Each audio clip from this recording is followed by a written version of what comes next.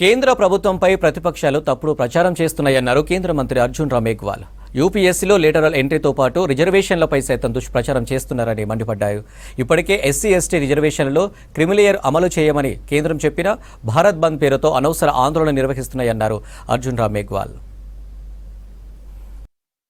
Supreme court का जो निर्णय आया उसके दो पार्ट है। एक विषय था क्रीमी लेयर का और दूसरा विषय था categorisation of the schedule caste, sub categorisation of the schedule cast.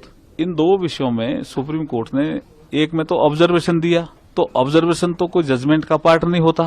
और जब एससी एसटी के सांसदों को, जो बीजेपी के सांसद थे, जब उनको लगा कि ये विपक्ष भ्रम फैला रहा है, विपक्ष के एमपी भी कुछ ऐसा कह रहे हैं कि इस फैसले से क्रीमी लेयर एससी एसटी में भी आ गया, तो उसके लिए ज्ञापन दिया प्रधानमंत्री जी को 9 अगस्त को। प्रधानमंत्री जी ने कैबिनेट में फैसला करके कहा कि क्रीमी लेयर एससी एसटी में लागू नहीं है और इस फैसले का पार्ट भी नहीं है, तो वो क्लियर हुआ पार्ट। दूसरा पार्ट है डायरेक्शन का, जो फैसले का भी पार्ट है, तो उसमें उन्होंने कहा कि राज्य चाहें, सुप्रीम कोर्ट ने कहा राज्य चाहें तो सब कैटेगराइजेशन कर सकते हैं, और उसमें 2 शर्तें लगा दी। क्वांटिफाइबल डेटा इकट्ठा करेंगे राज्य, और जिसको भी वो रिजर्वेशन देंगे उसको 100% नहीं दे सकते, जो एससी का रिजर्वेशन है उसको। तो ये विषय अननेसेसरी के विपक्ष के लोग इसमें भ्रम फैला।